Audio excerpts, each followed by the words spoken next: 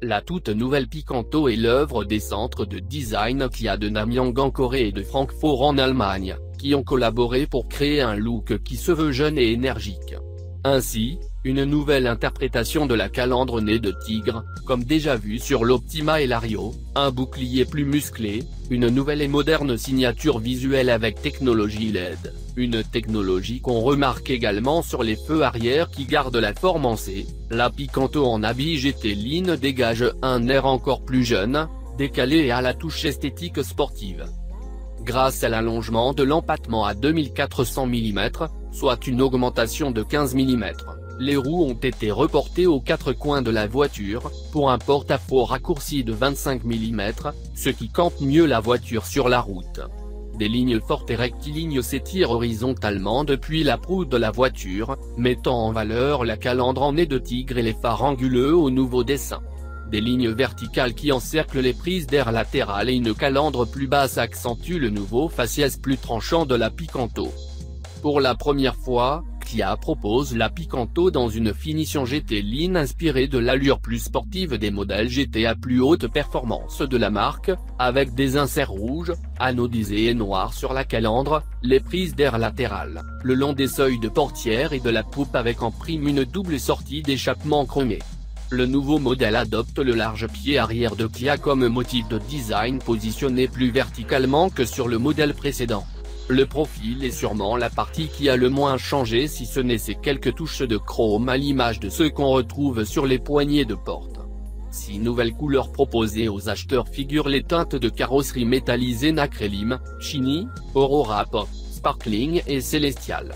La Picanto est chaussée de roues en acier de 14 pouces pour le modèle d'entrée en gamme, mais les acheteurs peuvent choisir l'un de 4 designs de jantes en alliage léger d'aluminium d'un diamètre allant de 14 à 16 pouces. Une fois à l'intérieur, c'est le même sentiment de fraîcheur et de valorisation qui se dégage de cette version GT Line avec un bandeau au look chrome satiné qui orne le tableau de bord pour un aspect plus qualitatif et de grands aérateurs verticaux de forme ovale aux deux extrémités enserrent l'espace dédié aux occupants des sièges avant.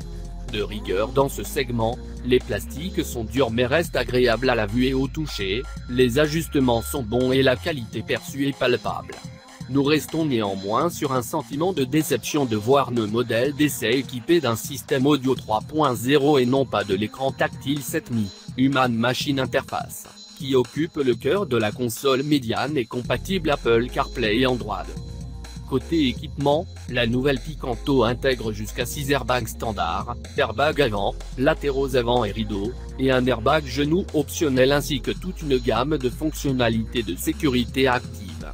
Parmi celles-ci figure le Vehicle Stability Management, VSM, avec Electronic Stability Control, ESC, pour garantir la stabilité au freinage et dans les virages en détectant toute perte de traction et en faisant intervenir l'ESC pour aider le conducteur à maintenir sa voiture sur sa trajectoire. À titre additionnel, la New Picanto va être disponible avec l'Autonome Emergency Braking, EB, une technologie majeure adoptée pour accroître la sécurité dans les environnements de centre-ville et urbains prédominants dans lesquels la majorité des acheteurs vont conduire leur Picanto. La voiture est aussi équipée d'un détecteur de pression de pneus, TPMS. Et c'est à bord d'une finition GT Line animée par le 1.2 ampli 84 chevaux associé à une boîte vitesse automatique 4 rapports. On fera La Picanto n'a pas eu de mal à absorber les aspérités de la route grâce au travail apporté à la suspension et le 1.2 ampli 84 chevaux et 112 Nm de couple s'est montré linéaire tandis que la boîte automatique laissait apparaître ce temps de latence si caractéristique, Kia travaillant pour améliorer sa va et offrir plus que 4 rapports, nous répondent les responsables de la marque. A relevé également la nette amélioration de l'insonorisation par rapport à la seconde génération de la citadine sud-coréenne.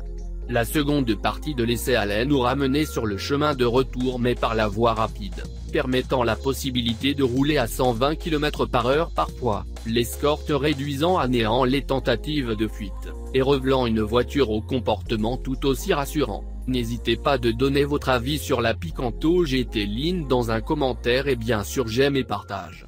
Merci.